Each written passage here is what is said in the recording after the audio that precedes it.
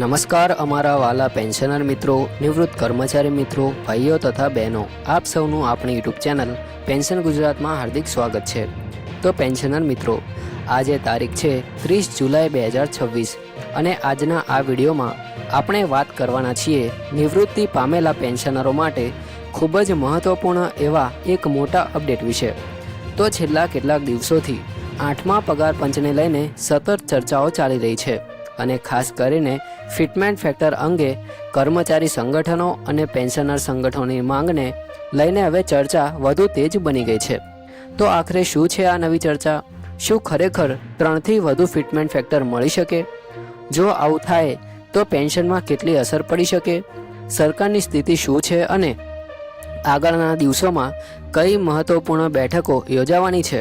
આ તમામ મુદ્દાઓ વિશે આજે આપણે વિગતવાર વાત કરીશું, તેથી આ વિડીયો અંત સુધી જરૂરથી જોતા રહેજો। જો હજી સુધી આપણી ચેનલ પેન્શન ગુજરાતને સબસ્ક્રાઇબ નથી કરી તો અત્યારે જ સબસ્ક્રાઇબ કરી લો, જેથી આવી જ મહત્વપૂર્ણ અને વિશ્વસનીય માહિતી તમને રોજ મળતી રહે। તો ચાલો મિત્રો, હવે શરૂઆત કરીએ આજની સૌથી મહત્વપૂર્ણ માહિતીથી।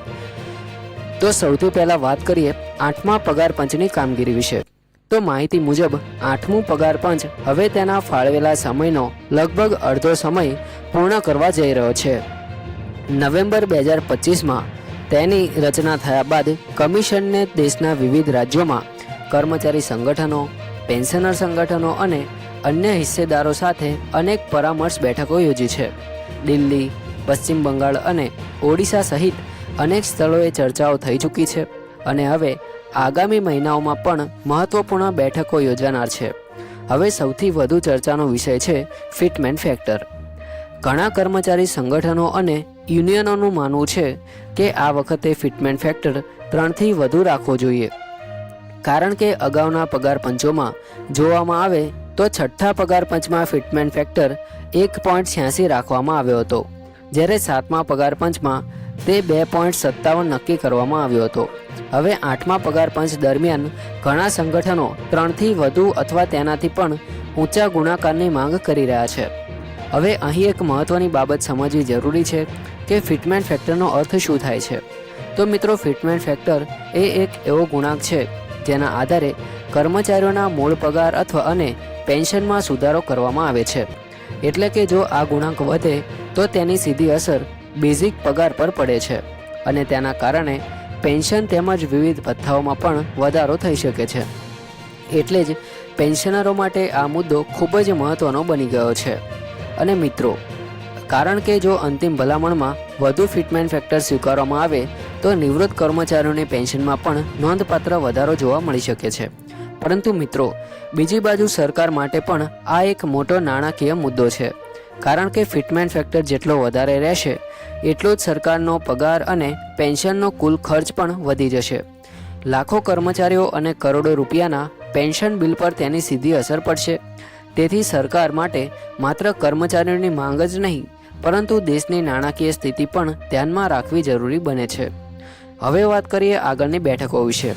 તો માહિતી મુજબ આગામી દિવસોમાં પણ મહત્વપૂર્ણ ચર્ચાઓ યોજાનાર છે। 7 અને 10 ઓગસ્ટના રોજ દિલ્હીમાં બેઠક યોજાશે, ત્યારબાદ 7 અને 8 સપ્ટેમ્બરના રોજ ચેન્નઈમાં તેમજ 9 સપ્ટેમ્બરના રોજ પુડુચેરીમાં વિવિધ હિસ્સેદારો સાથે ચર્ચા કરવામાં આવશે। આ બેઠકો દરમિયાન કર્મચારી સંગઠનો અને પેન્શનર સંગઠનો પોતાના સૂચનો, માંગણીઓ અને રજૂઆતો કમિશન સમક્ષ મૂકી શકશે। આ બેઠકો ખૂબ જ મહત્વની માનવામાં આવી રહી છે, કારણ કે અહીંથી મળતા સૂચનો અને અભિપ્રાયો અંતિમ ભલામણ તૈયાર કરવામાં મહત્વની ભૂમિકા ભજવી શકે છે। મિત્રો, હવે વાત કરીએ કર્મચારી સંગઠનોની માંગ વિશે। તો વિવિધ યુનિયનોનું કહેવું છે કે આ વખતે ફિટમેન્ટ ફેક્ટર 3થી 4ની વચ્ચે રાખવામાં આવે તો કર્મચારીઓ અને પેન્શનરોને યોગ્ય લાભ મળી શકે। કેટલાક સંગઠનો તો 3.83 સુધીના ફિટમેન્ટ ફેક્ટરની પણ માંગ કરી રહ્યા છે। તેમનું માનવું છે કે મોંઘવારી અને જીવન નિર્વાહના વધતા ખર્ચને ધ્યાનમાં રાખીને આ પ્રકારનો સુધારો જરૂરી છે। પરંતુ અહીં એક મહત્વપૂર્ણ મુદ્દો એ પણ છે કે જેટલો મોટો ફિટમેન્ટ ફેક્ટર હશે એટલો જ સરકાર પર નાણાકીય ભાર પણ વધશે। એટલે કે સરકારને દર વર્ષે પગાર અને પેન્શન માટે વધુ ખર્ચ કરવો પડશે। આ મુદ્દે નાણાકીય ક્ષેત્રના નિષ્ણાતોનું પણ અલગ મત છે। તેમનું કહેવું છે કે હાલમાં 3થી વધુ ફિટમેન્ટ ફેક્ટર અંગે ચાલી રહેલી ચર્ચાઓ માત્ર અનુમાનના આધારે છે, કારણ કે અત્યાર સુધી 8મા પગાર પંચે પોતાની અંતિમ ભલામણ રજૂ કરી નથી અને કોઈ સત્તાવાર આંકડો પણ જાહેર કર્યો નથી. એટલે હાલમાં સોશિયલ મીડિયા અથવા અન્ય જગ્યાએ ચાલી રહેલા આંકડાઓને અંતિમ નિર્ણય તરીકે માનવો યોગ્ય નથી. નિષ્ણાંતોનું માનવું છે કે અંતિમ નિર્ણય લેતી વખતે સરકાર બે બાબતો વચ્ચે સંતુલન જાળવવાનો પ્રયાસ કરશે. એક તરફ કર્મચારીઓ અને પેન્શનરોની યોગ્ય અપેક્ષાઓ અને બીજી તરફ દેશની નાણાકીય ક્ષમતા. આથી હાલની પરિસ્થિતિમાં સૌથી મહત્વની વાત એ છે કે 8મા પગાર પંચની સત્તાવાર ભલામણોની રાહ જોવી જોઈએ, કારણ કે અંતિમ નિર્ણય કમિશનની ભલામણો અને સરકારના વિચાર વિમર્શ બાદ જ લેવામાં આવશે. મિત્રો, પેન્શનરો માટે આ સમગ્ર પ્રક્રિયા ખૂબ જ મહત્વપૂર્ણ છે, કારણ કે જો ફિટમેન્ટ ફેક્ટરમાં વધારો થાય તો તેનો લાભ માત્ર કર્મચારીઓને જ નહીં પરંતુ પેન્શનરોને પણ મળી શકે છે. જો કે કેટલો લાભ મળશે, ક્યારે મળશે અને કયા દરે મળશે તે અંગે હાલમાં કોઈ સત્તાવાર જાહેરાત કરવામાં આવી નથી. તેથી કોઈ પણ અફવા અથવા બિનસત્તાવાર માહિતી પર વિશ્વાસ કરતા પહેલા સરકાર અથવા 8મા પગાર પંચ તરફથી જાહેર થતી અધિકૃત માહિતીની રાહ જોવી વધુ યોગ્ય રહેશે. તો મિત્રો, હવે અહીં એક ખૂબ જ મહત્વપૂર્ણ પ્રશ્ન ઊભો થાય છે કે જો સરકાર 3થી વધુ ફિટમેન્ટ ફેક્ટર સ્વીકારે તો તેનો વાસ્તવિક લાભ કોને મળશે? તો તેનો સીધો જવાબ છે કે જો અંતિમ ભલામણમાં વધુ ફિટમેન્ટ ફેક્ટર મંજૂર થાય છે તો તેનો લાભ કેન્દ્ર સરકારના કર્મચારીઓ ઉપરાંત કેન્દ્ર સરકારના પેન્શનરોને પણ મળી શકે છે, કારણ કે ફિટમેન્ટ ફેક્ટર માત્ર પગાર સુધી મર્યાદિત રહેતું નથી, પરંતુ તેનો સીધો સંબંધ બેઝિક પેન્શન સાથે પણ હોય છે. પરંતુ મિત્રો, અહીં એક વાત ખૂબ જ સ્પષ્ટ રીતે સમજી લેવી જરૂરી છે કે હાલમાં જે 3.50, 3.83 અથવા 4 ફિટમેન્ટ ફેક્ટરની ચર્ચાઓ થઈ રહી છે તે કર્મચારી સંગઠનો અને યુનિયનો દ્વારા કરવામાં આવેલી માંગણીઓ છે.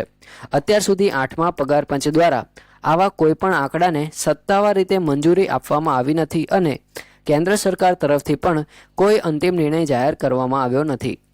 એટલે સોશિયલ મીડિયા પર અથવા વિવિધ વેબસાઇટ પર જે અલગ અલગ આંકડા જોવા મળે છે તેને અંતિમ નિર્ણય માની લેવો યોગ્ય નથી, કારણ કે આખરી નિર્ણય ત્યારે જ સ્પષ્ટ થશે જ્યારે 8મો પગાર પંચ પોતાની સંપૂર્ણ ભલામણ સરકારને સોંપશે અને ત્યારબાદ સરકાર તેના પર નિર્ણય લેશે. મિત્રો, હાલમાં કમિશનનો મુખ્ય ભાર દેશભરના કર્મચારી સંગઠનો, પેન્શનર સંગઠનો અને વિવિધ હિસ્સેદારોના સૂચનો મેળવવા પર છે. એટલે જ અલગ અલગ શહેરોમાં બેઠકોનું આયોજન કરવામાં આવી રહ્યું છે.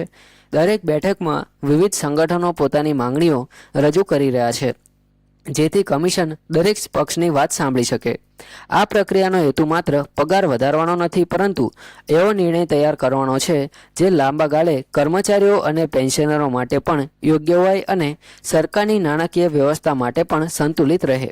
મિત્રો, તમને આ માહિતી ઉપયોગી લાગી હોય તો વિડીયોને લાઇક કરજો, ચેનલને સબસ્ક્રાઇબ કરી લેજો. જય હિન્દ, વંદે માતરમ.